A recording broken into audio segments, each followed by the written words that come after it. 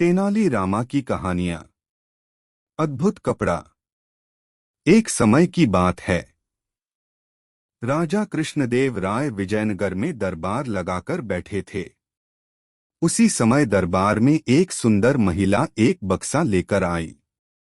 उस बक्से में एक मखमली साड़ी थी, जिसे निकालकर वह दरबार में राजा और सभी दरबारियों को दिखाने लगी।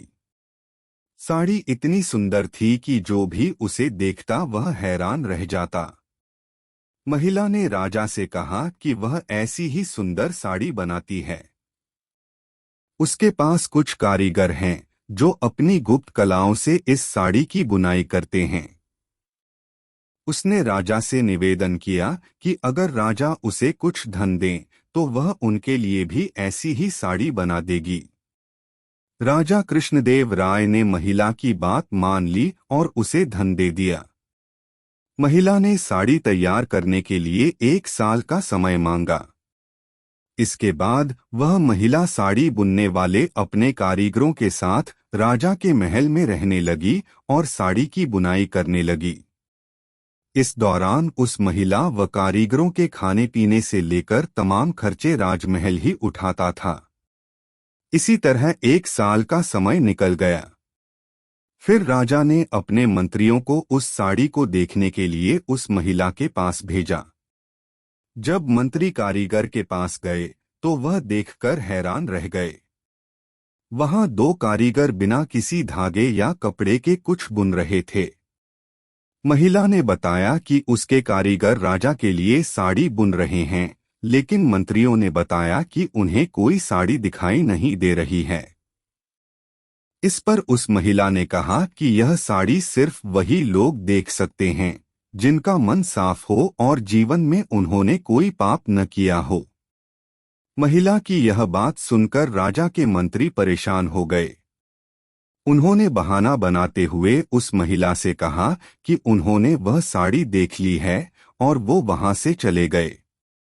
राजा के पास वापस आकर उन्होंने कहा कि वह साड़ी बहुत ही सुंदर है।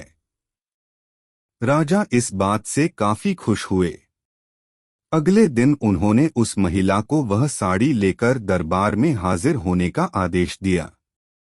वह महिला एक बक्सा लिए हुए अपने कारीगरों के साथ अगले दिन दरबार में आ गई। उसने दरबार में बक्सा खोला और सबको साड़ी दिखाने लगी।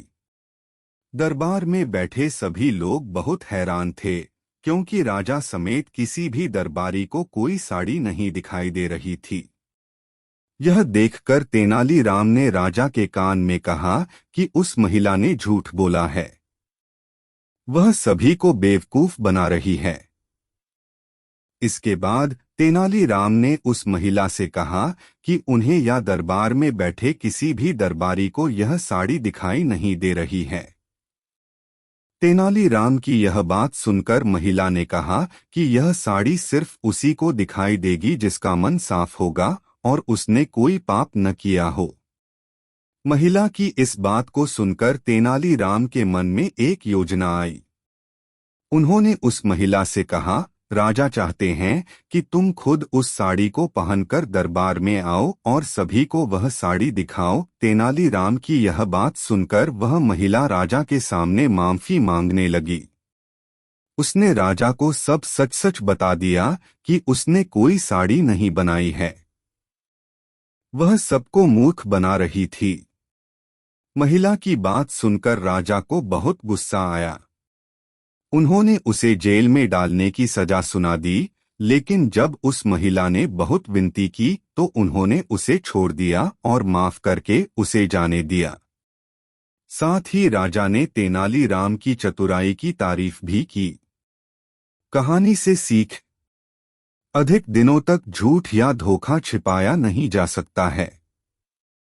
एक न एक दिन सच्चाई सबसे सामने आ ही जाती है।